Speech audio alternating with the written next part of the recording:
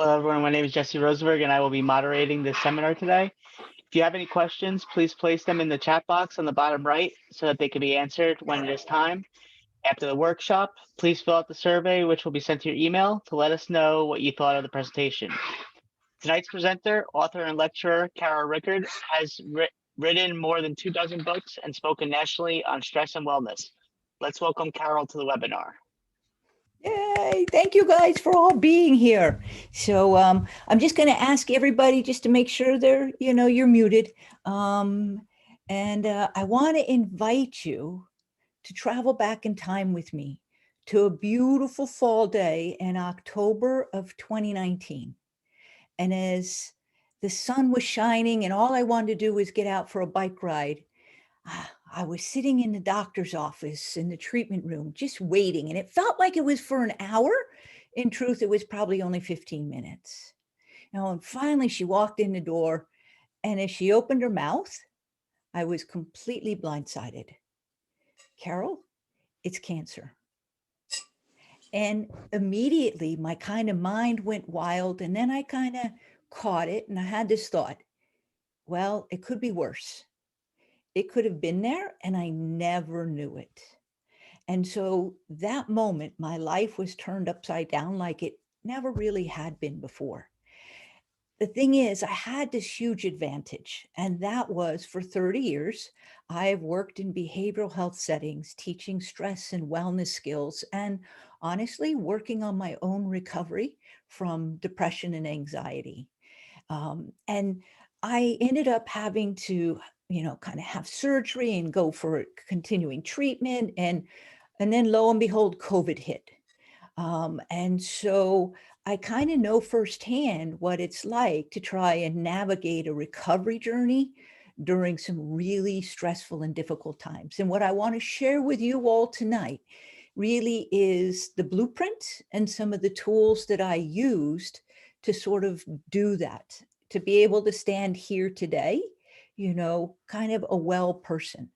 And like I mentioned, 30 years ago, I was diagnosed with major depression after suffering for 2 years, and then finally went to work in a psychiatric hospital. I felt like God kind of guided me there so I'd be able to kind of learn what it was that I needed.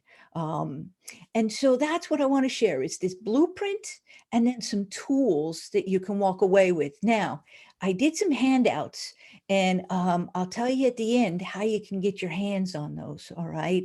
But to start with, what I wanted to share with you all is what I call the foundation. And the foundation is the 4 things in my life that I call it the resiliency mindset. And there are 4 cornerstones that are really critical. And honestly, it doesn't matter, whether you're in recovery from your mental health, your physical health, or quite honestly, just having to deal with difficult and challenging times in life. And we've all done that for almost the last, year and a half. So I'm going to share my screen here. And there are 4 cornerstones that I want to share with you all. And these aren't my handouts, so you might want to write these down as you see them. All right. So the first one I call, and let's see if I get this working, the gratitude switch. All right. So the 4 that we want to do are gratitude, wellness, healing, and acceptance. And these were the 4 cornerstones, I call them, really of the foundation of my wellness over the last 2 years. And so we all kind of are familiar with gratitude. And one of the things that you heard me say is immediately after I got the news, I flipped the switch. And I call this the gratitude switch. And the tool I want to share with you all is that you want to finish this sentence out loud. It could be worse, and then verbalize to yourself how it could be worse, all right?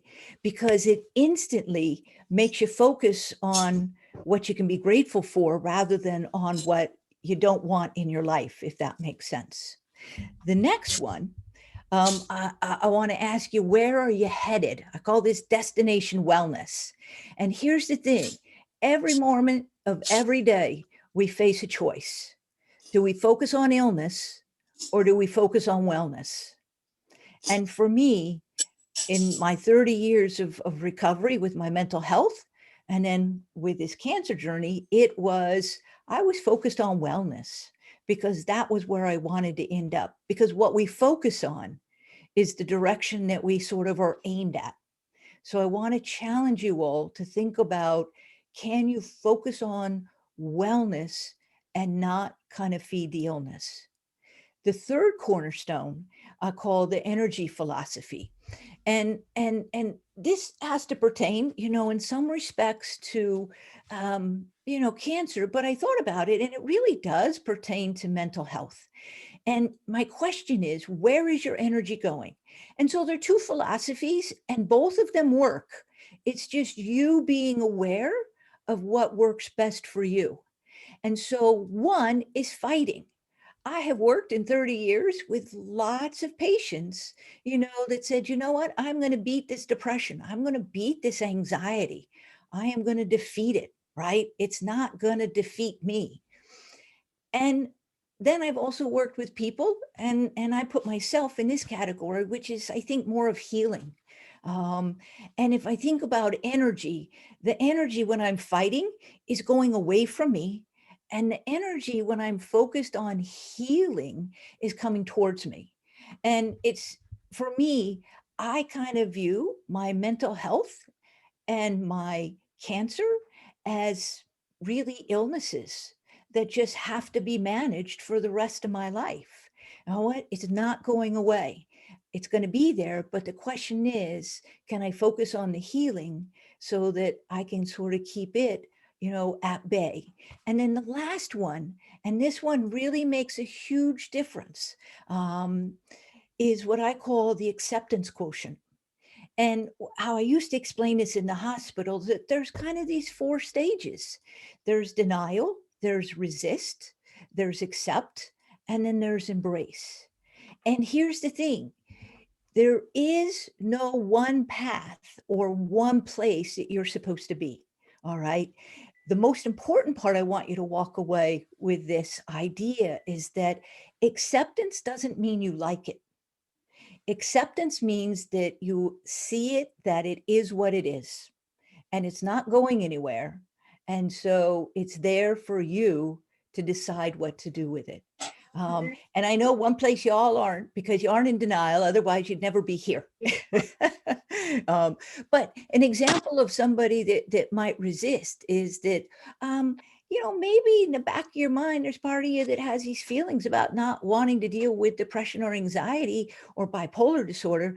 And maybe what you notice is that those feelings come out in behavior sometimes, like you miss a dose of medicine, or maybe you run out of medicine.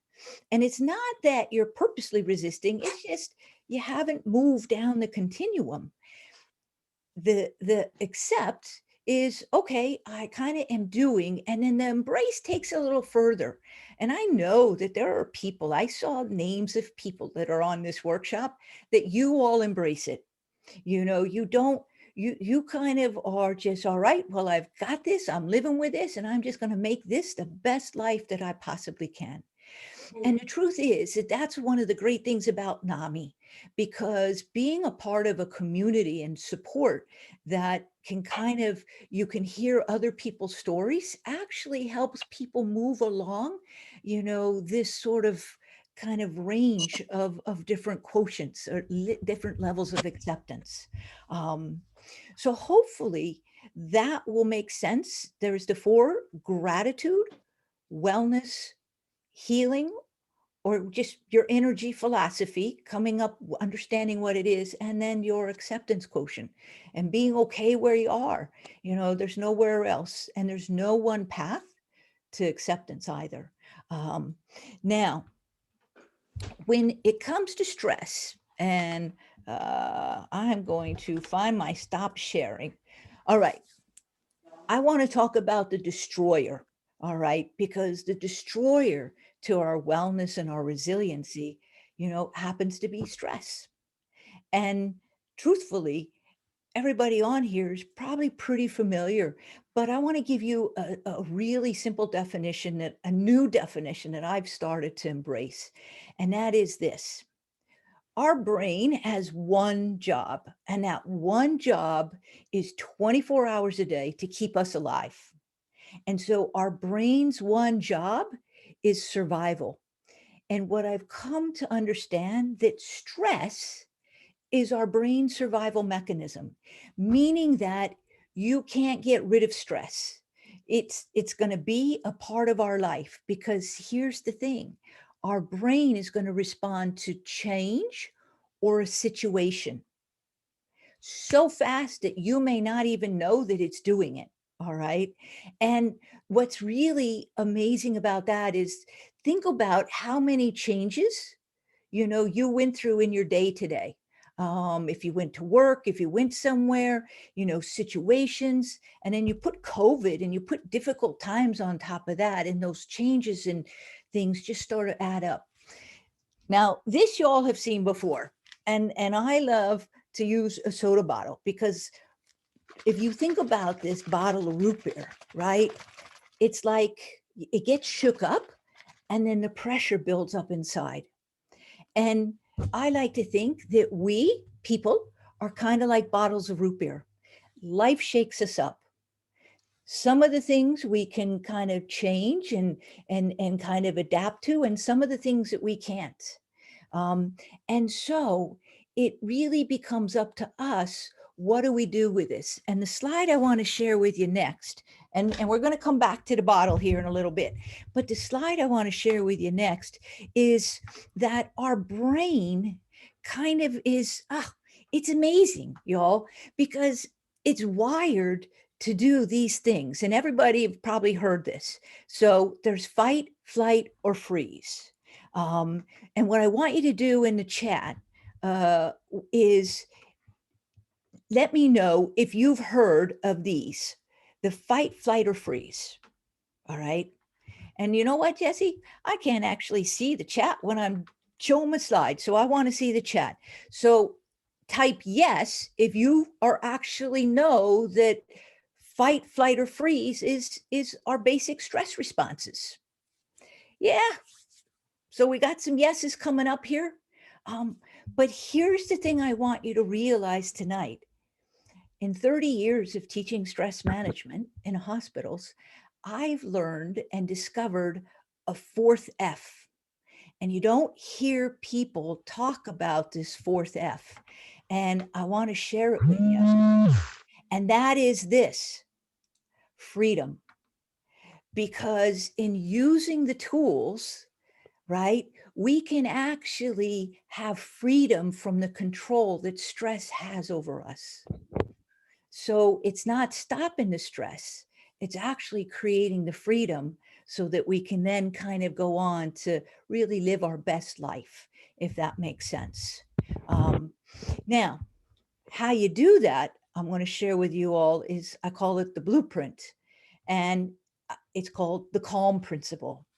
And it's really pretty amazing, because about 6 months ago, I started just reflecting on, well, what have I done to kind of keep myself well and to navigate the stress of this cancer journey? Because, stress really can be dangerous, particularly to cancer. And research has shown that it can interfere with outcomes. It shows that it could actually, spread cancer. So I knew that managing it was really, really important to my well-being. And here's what I came up with, and the things that I did fell into this calm principle. And so this is going to be one of the handouts that I actually have for you. So it's kind of 4 steps. The first step is the C, which is connect. Then is the A, which is aware. The L stands for let out, and then the M stands for mind fair. And I want to talk a little bit about these. And then what I want to do is, kind of spend some time just sharing some different tools with you. So the whole idea of connect and is this: one of the greatest challenges I had, y'all, was the day my surgery was set. The day my surgery was set, all of a sudden, I found myself lost in the future. The what ifs. Well, what if this doesn't work? What if it doesn't happen? What if, what if? Now, there's another place that we can sometimes easily get lost, and that's in the past. Not in the future, but in the past. Well, why did this happen? Or I should have done this, or I could have done that. And here's the thing. If we are in the past or we're in the future, guess where we're not? In today. And so I had to come up with a new tool to really help me kind of get out of those what ifs, because it's like I call it the danger zones. Once you get lost in there, oh my God, it just takes on a world of its own. And so the first tool I want to share with you how to connect to the moment. And this is why it's so important and why it's the first step, is because if we're not where we are, then we're never going to be able to use the tools or even be able to be aware of that we got stress coming up. Because here's the thing. This is piling up inside of us. As we wake up in the morning, the stress starts low. And as you go through your day and as life happens, it builds and it builds and it builds and it builds. And we have to be present in order to then be able to see like it's building. And I'm telling on myself. So 20 years ago, when I started at Capitol Health in Partial Hospital program called Milestones, I loved my job. I was on the job for 6 months. I couldn't believe that I got paid to do it. I just loved what we were doing. The problem is 3 weeks in a row, I landed in my doctor's office with migraines. And finally on the third day, he said to me, "Carol, what's got you so stressed out?" And I was really embarrassed because here I was teaching my patients tools, but I wasn't using them during my day. I did stress management. All right. I went to the gym. Actually, exercise was my best stress tool. Um, and I'd go for a massage. But what I came to learn is that the pressure was during the day building up. And I wasn't aware of how high it was, of course, until the migraines hit. And here's the thing. We will reach a point where you will either explode, meaning it comes out, or you will implode like me. And that would be the migraines. Now, if it gets high, my anxiety kicks in. And so it's sort of shifted as I've gotten older. But the idea of that is that we have to be present. So what I did was I went out, I got a stone out of my yard, and what I did was I wrote the word now on it, N-O-W, and I would carry this in my pocket. And every time I caught myself slipping away into the what ifs and out of the moment, this was my now anchor. And I would just say to myself, "Carol, now notice only what is." Now, some people don't have rocks to do that. And I just used a magic marker. Another thing you could do is take 4 quarters, just quarters, tape them together, and then take a little piece of paper and write on the paper, now. And again, it's like a boat keeps an anchor keeps a boat steady and from it just sort of drifting off. Well, to me, my now anchor keeps me steady in the present moment. And if that's not possible, here's the thing. Even an index card with the word now on it. And I came up with this at Milestones because I remember one time I had a woman that had to go to court, to family court for custody issues. And she was so anxious. And so I was like, okay, here, I got a card. I said, "We are with you." I wrote a card on here, "We are with you." And on the back, we initialed it. And I told her, I said, "Okay, fold it up. All right. And I want you to put it in your pocket. And then this way, when you're in court and nobody can be with you. I want you to put your hand in your pocket and hold on to that piece of paper and just feel the support that we are all there with you. And so a now anchor is just finding a way to anchor yourself in the present moment. The second tool I used, you all, and you can do this anytime, anywhere, and nobody has to know, even if you don't put your hands in your pockets. What I would say to myself is, Carol, feel your feet. And when I would tell myself that out loud, guess where my attention went? To my feet. And so suddenly I was present again in the moment. And then there's one last tool I wanted to share with you all. And some of you on here have seen this before, but you know, I like words. So the word today, what it stands for is simply this: the only day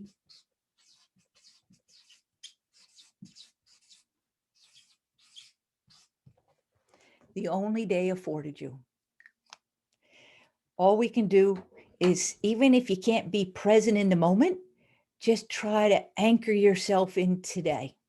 And I used to use a little piece of paper like this to help people that were experiencing flashbacks. I used to write the date on it for them so that they could have it right in front of them, just to sort of anchor them down into the present. So C is connect. And it means we have to be connected to the present, into the present moment. A stands for aware. And actually, let me flip this.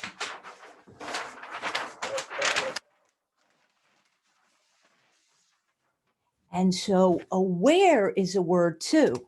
And what aware stands for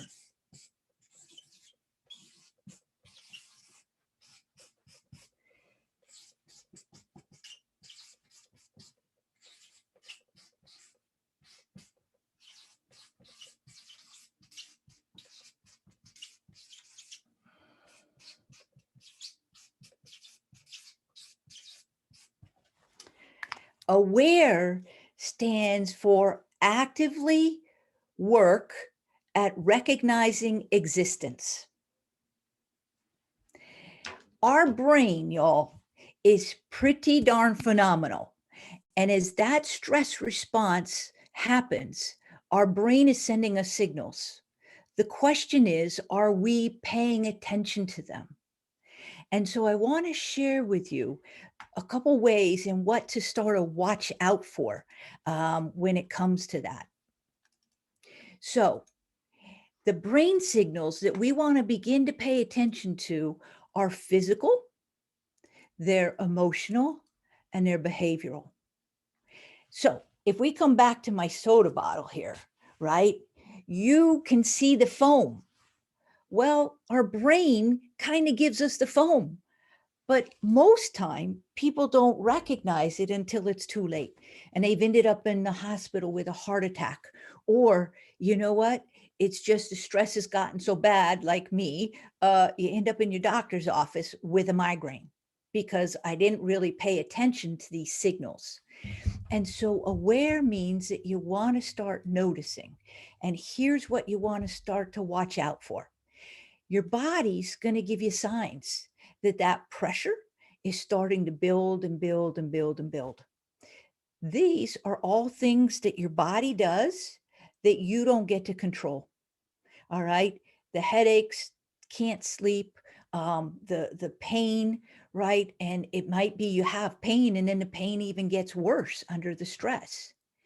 The emotional is all things that you're feeling. And you'll notice that the first two there are excited and overjoyed. Now, you might be finding yourself thinking, well, wait a minute, those are good things to feel. Well, here's what I discovered accidentally this past spring. Well, let me explain to you the second one, and then I'm going to take this off a screen in a minute. Okay, I'll just tell you now. So what happened to me is I was doing a project and I ended up going for a treatment at my doctor's office. And my body didn't want to give up the blood. I go for this treatment and I got to look at y'all. Okay. So normally I would go for this treatment, right? And it involves drawing blood out. Well, she stuck my arm, she couldn't get it. Stuck it again, couldn't get it. Went to the other arm, stuck that arm, couldn't get it. And she said, Carol, did you get enough rest last night? And I said, yeah, I got my 8 hours, and I'm a water drinker, so wasn't I as dehydrated? And she said, are you stressed? And I said, no, I'm excited. And all of a sudden it hit me that I was excited about this project I was working on. And because I was excited, I didn't really pay attention to the stress, the fact that it was a big change. It was a big situation. And I was just doing what I did and I needed to do more. And what it was is that my body was saying, oh, no, no, no, no, no. We can't get rid of blood because we might need it to fight or flight or whatever it needs to do. And so just be aware, it doesn't have to be just a negative emotion, all right? And then the last kind of set is really our behaviors.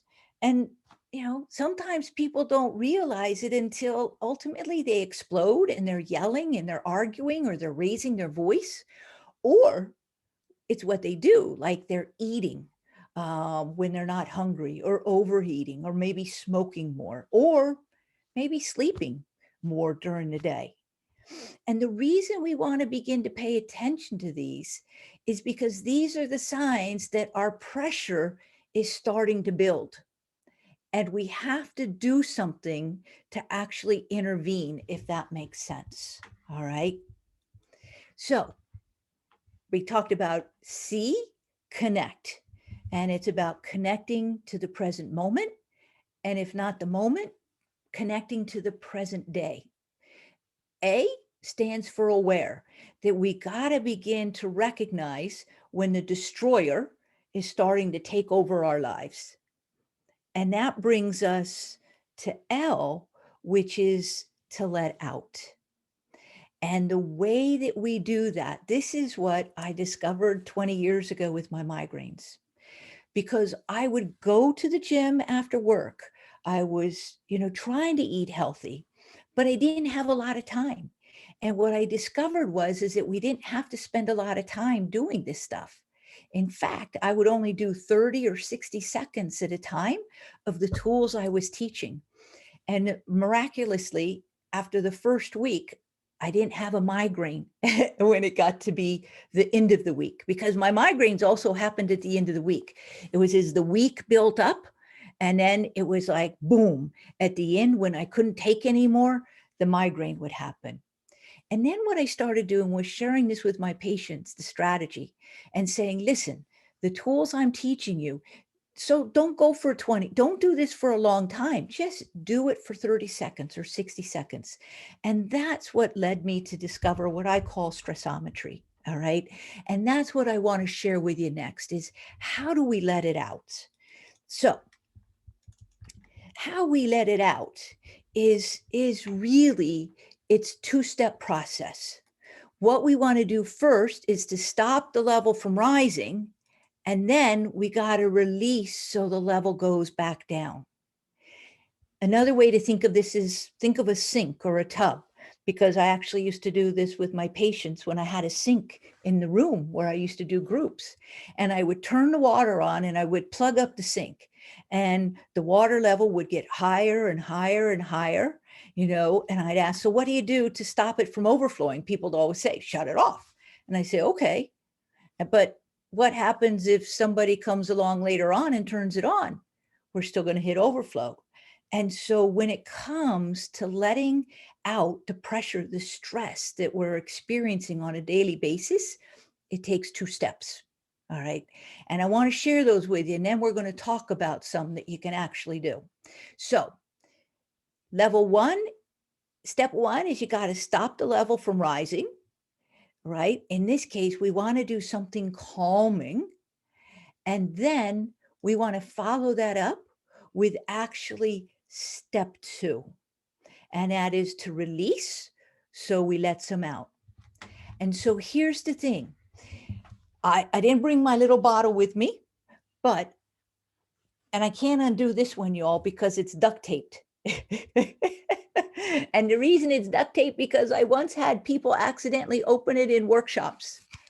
So I don't do that. But think of this. We got to stop the shaking. That's step one. And then step two is we got to let a little out, like, and let that kind of be. And so what I want to share with you all is some tools that you can use to do that. So the first one is, I call it stress kryptonite. And you can use this tool anytime, anywhere, all right? What I want you to do is this experiment. I want you to put one hand on your chest, one hand on your belly.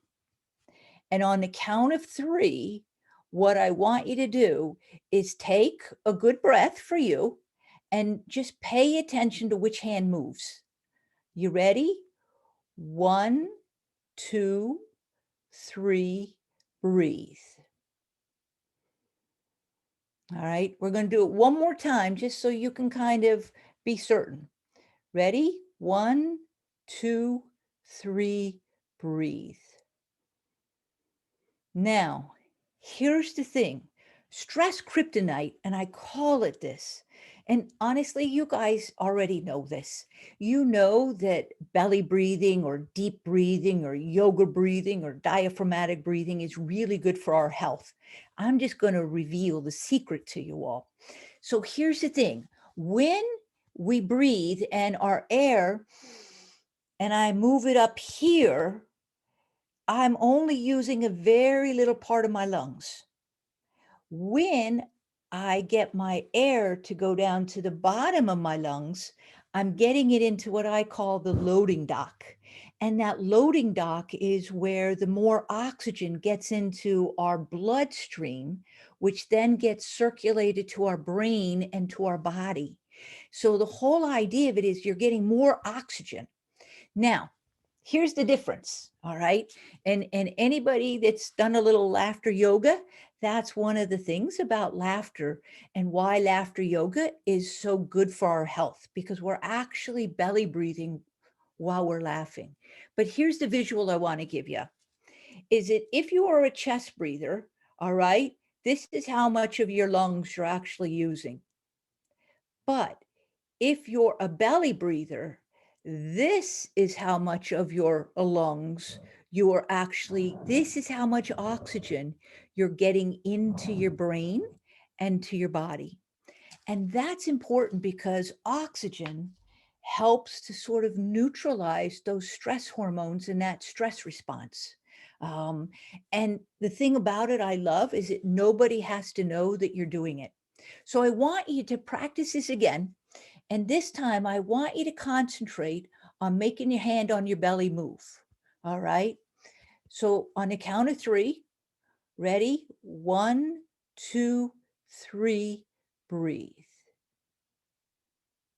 Good. I'm going to do it one more time. 1, 2, 3, breathe. Now, don't panic if you didn't get it. All right. Because here's the thing. Watch a baby breathe when they're sleeping and notice what moves on a belly, on a baby. It's their belly.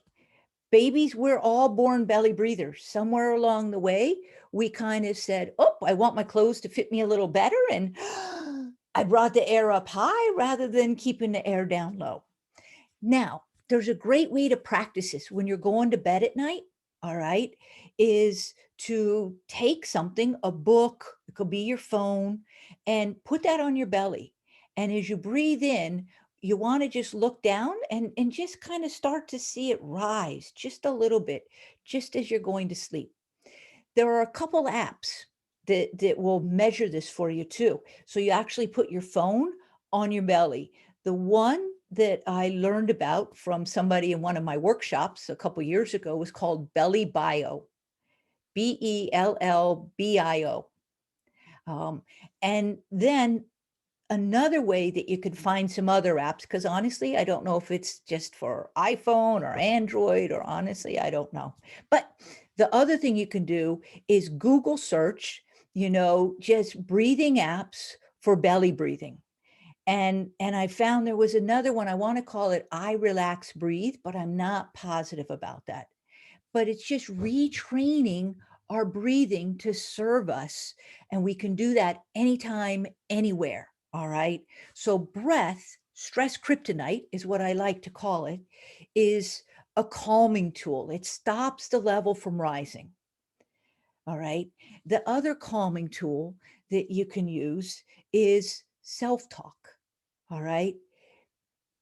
Just instead of what I use every single day is instead of my brain saying, you know what, I'm running late, I'm going to be late, I'm going to be late, I kind of counter it with, I have all the time that I need, all the time that I need. All right. And then the other thing is there are so many different things. And so one of the hand tools, one of the handouts I have for you is a list of all the different calming tools that you can use. And it's finding what works for you.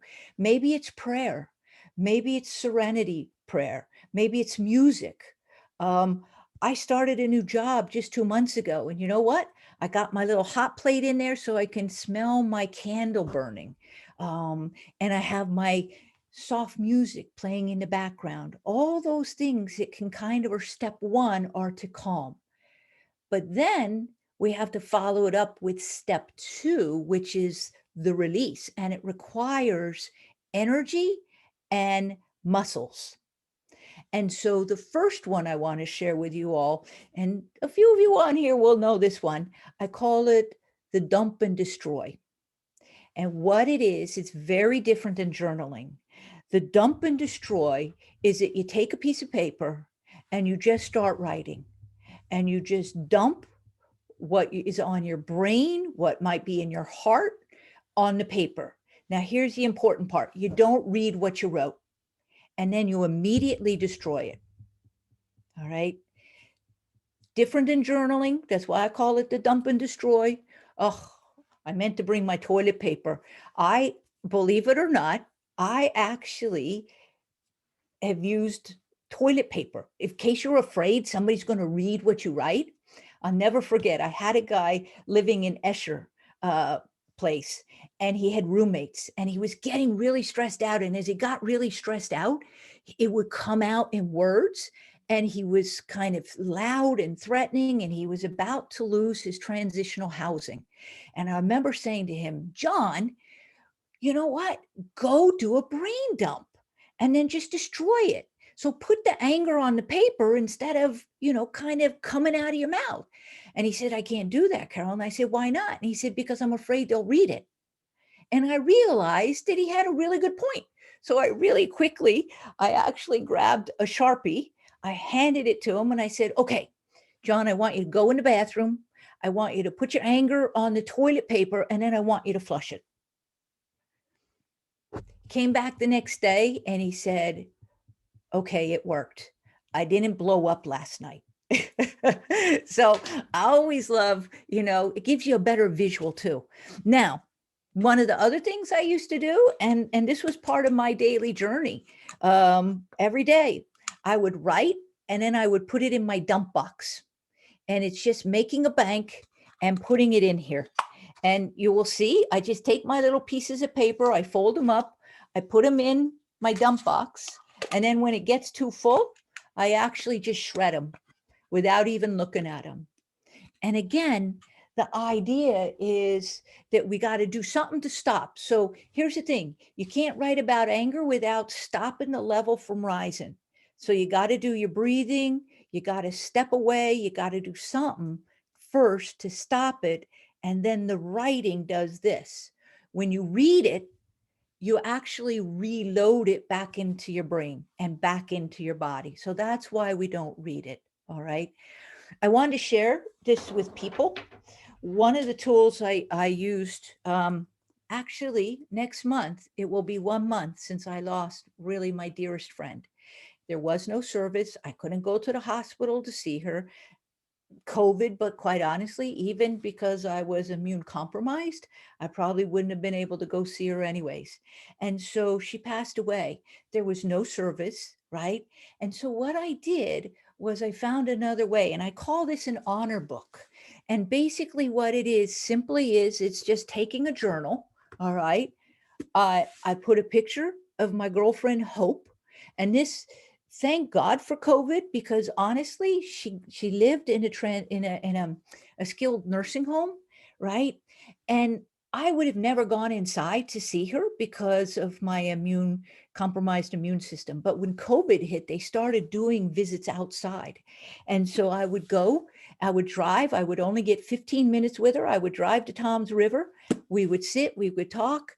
And so it's a memory book, it's an honor book, because then what I do is I write her as if I was having the conversations with her and make sure that I can honor my feelings of loss and grief and sadness, but not let it suffocate me, if that makes sense. And so that's just a different way of using writing as a release, to let things out. All right. Now, there's another tool that I discovered, and that is a rocking chair. All right. And the idea of the rocking chair is that, and those of you, I know we got grandmoms on here, all right, and you were moms at one time, and if anybody's ever held a baby and rocked that baby and had him fall asleep, physiologically, rocking creates a relaxation response. And so I have a chair on my front porch that during the winter, I would bring it inside, stick it in my basement, because I wanted to be able to just do a couple minutes of rocking during the day. And you don't have to have a rocking chair to do it. All you got to do, well, I don't want to make you all sick, but I'll go this way, is, you know what? Just this motion. And notice where you've seen rocking chairs show up over the last 5 years or so. Airports, Philadelphia Airport has put some in the new terminals, hospitals, nursing centers, and of course, there's that one restaurant that has them on their patio, which I say they have them there so that you won't kind of go away and you'll sit out there, rock, and then wait for 45 minutes to eat. But that goes without saying. So, and then here's the other thing I've discovered, that whether we realize it or not, part of our stress response, this emotional response, is going to be what I call under the anger umbrella.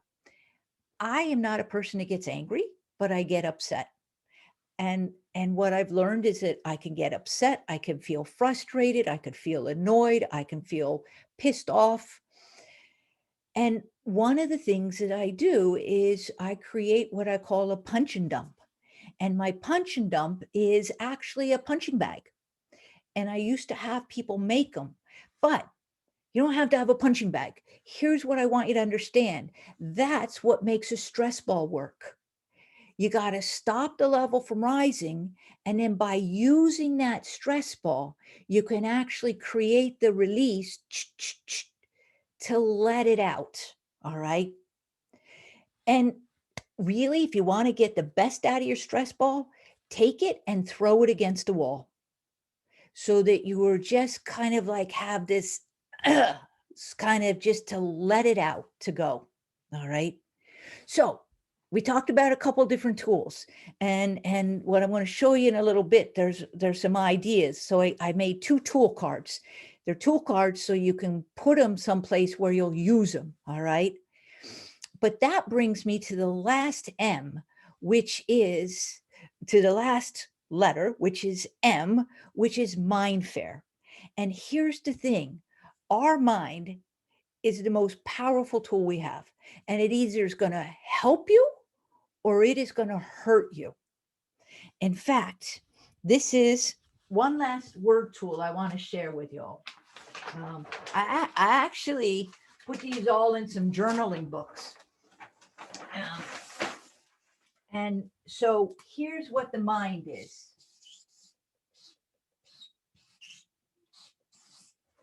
It stands for, oh, my written too big, magnificent. I'm not great at spelling, y'all.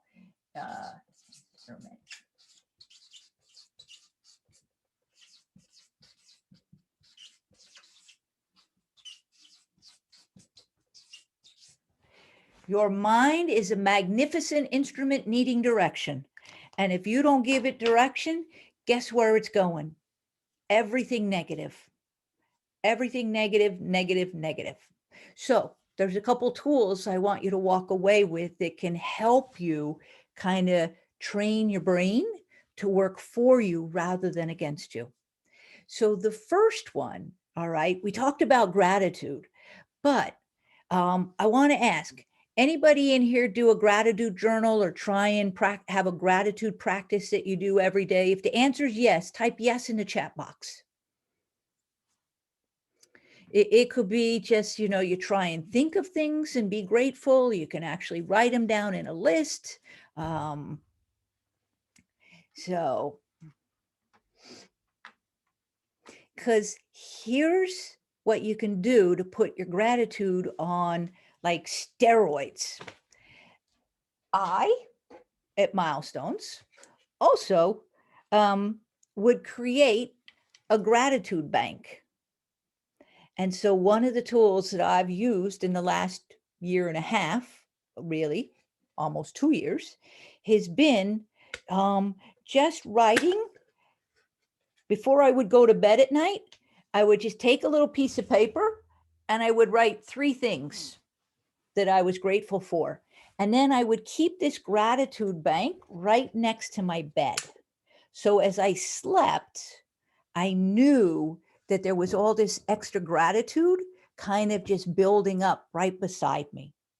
And then the other great part about it is that when you're really having a bad day, you can go and kind of remind yourself and pull out some of the things from your gratitude bank.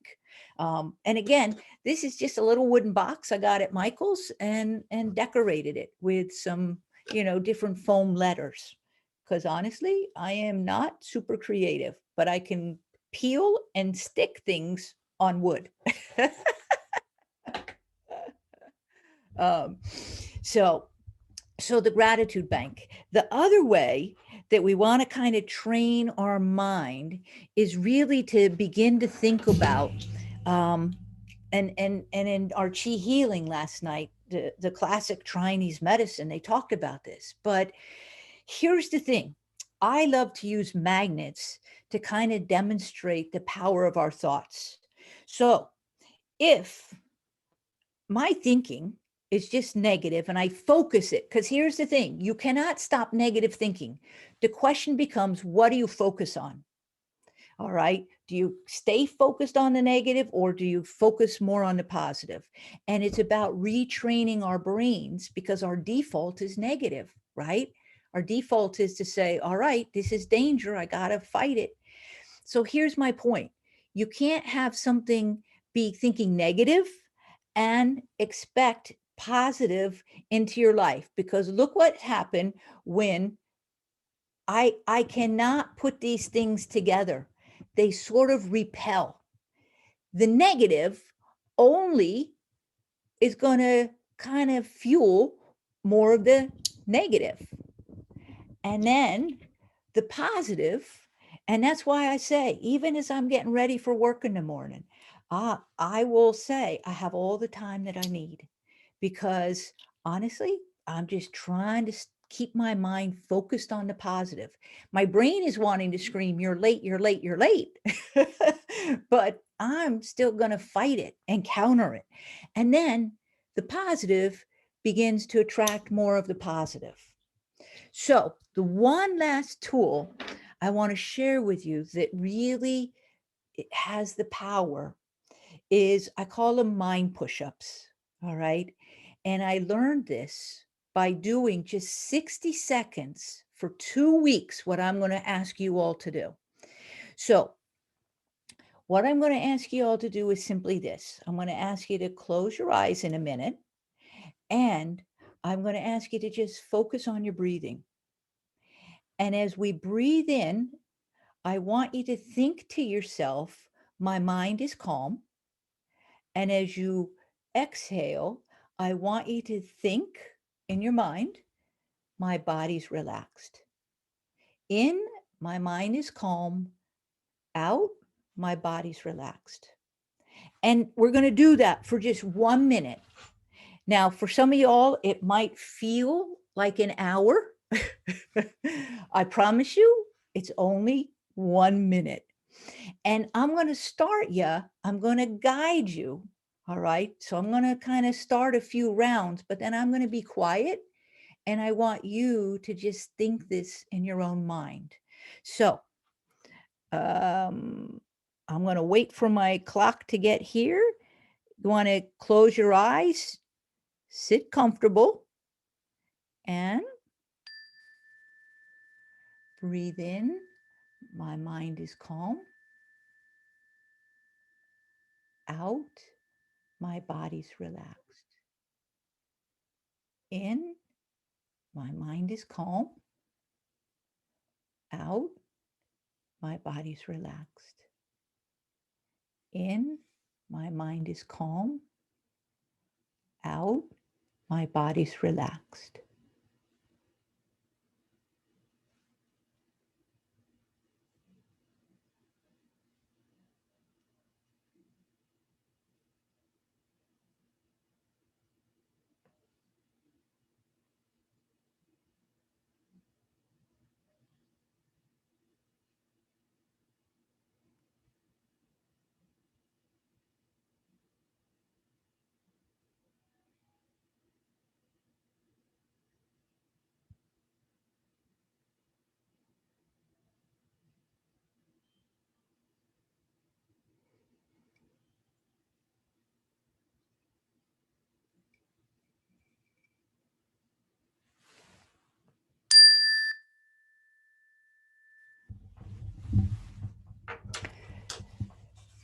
So you all just meditated. I went with a girlfriend to the Princeton Buddhist Meditation Center many years ago, and I saw how it transformed her. So I went, and the teacher there, her name was Ane Trime. She was a Tibetan Buddhist nun. She knew that I had never meditated. And honestly, I never thought I could meditate because I could never get my mind to be quiet. And then she gave me these instructions that changed my mind. She said there are 4,000 ways to meditate. Their practice is awareness of breath. I want to say it's pranayama something, but I'm not certain what that word is. But what she said was, I'm going to give you my simple instructions. Sit down and shut up. And I thought, I can do that. I don't have to make my mind be quiet. And so for 2 weeks, I would set my phone and I would practice breathing for 1 minute. In, my mind is calm. Out, my body's relaxed. At the end of the 2 weeks, my dog got out at 9 o'clock at night, and the old me would have freaked out. I would have been in my car looking around. I live in the boondocks. We don't have street lights. We don't have lines in the road. But what was really weird is that I was very calm. And what I'm here to share with you is you don't have to meditate for even 10 minutes. If you will do just 60 seconds every single day. And the way I learned about it is that meditation, just like you go to the gym to strengthen your muscles, well, you're strengthening your mind muscle, your attention muscle. And that's how meditation helps us, is we sort of kind of get better control. So instead of my brain kind of reacting to the negative, I can guide it over here to something that's a little bit more positive. And I really knew it worked when my golden, and by the way, my dog came home, it was like about an hour and a half later, and I had opened the gate to the backyard, turned on all the lights, and the next thing I know, she's at the back door, wanting to come in. But I also knew this because my golden had really severe seizures, like grand mal seizures, and they were so disturbing. And she had a seizure about 3 weeks, it was another week past that. And I again had this very calm, I felt so calm about it. And so what we're actually doing is we're lowering our reaction idols by just doing these 60 seconds of mind push-ups. So that's the last tool that I kind of wanted to share with you there. Now, I'm just going to bring this back up. And so we kind of talked about connecting and trying to connect in the moment and use those tools, or even to try and connect in the day. I talked about the fact that we have to be aware, because if you don't begin to recognize that the pressure is starting to build up inside of you till it gets to here, then you're going to be in trouble. And then we talked about letting out, and it's the 2 steps. You want to do something to stop the level from rising, and then something to release it. So we let it out. And then lastly was your mind, and getting it to harness it as a tool that will work for you rather than against you. So I'm going to stop sharing. I want to show you what oh, wait, I got to share one more thing here. Okay. So I'm going to drop this link in the chat in just a second. But here's what I did. I put these up on a web page, and the web page is going to, oh, here, you guys, I just found how I can do this. Okay. So here's what you want to do. You want to go to, I'm going to give you this web page in a minute, but you want to go here and you want to just click this download. And when you do that, it's going to let you save this. And I call these tool cards because you want to print them out. And then what you want to do is you actually want to cut. And I want you to put this on your refrigerator. I want you to put it on your computer at work, or honestly, if you have to, in your car.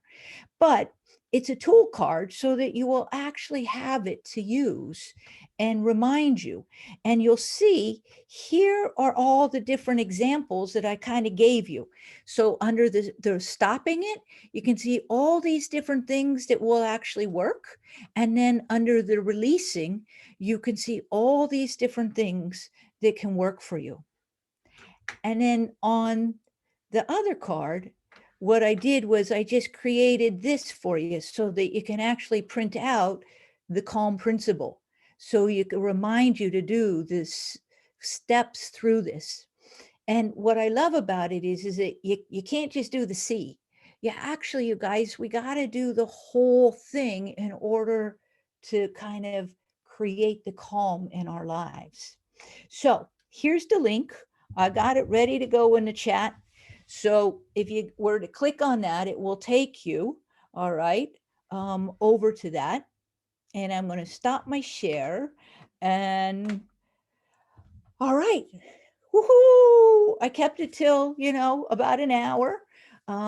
So my hope is that this has kind of served you really, really, really well. I kind of felt like when this all came together about 6 months ago, in fact, it's going to be coming out in a new book. The first book that I have written is called I Am Not Cancer. And so it's really just sharing with people how to navigate the stress of their cancer journey. But the one I'm working on now is I am not depression. But the fact of the matter is that I am not my illness. And that's the bigger message, is I am not my illness.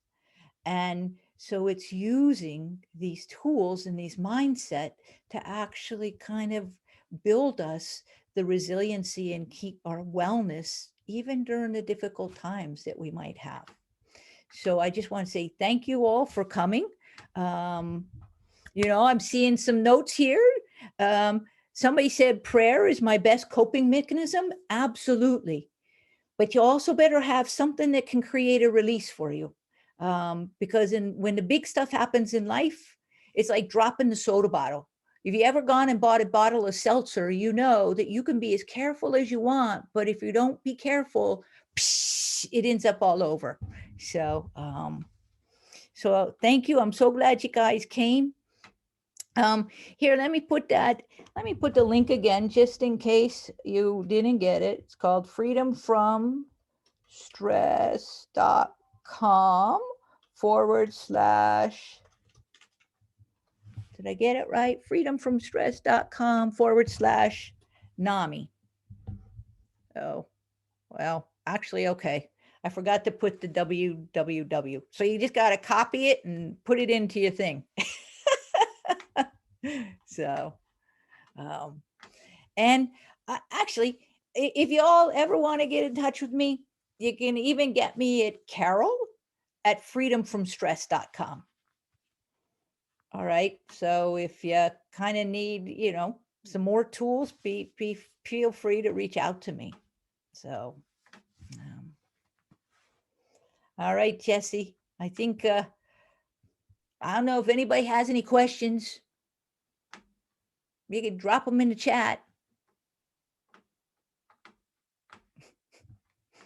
I have to tell you, it's so good to like see you guys here.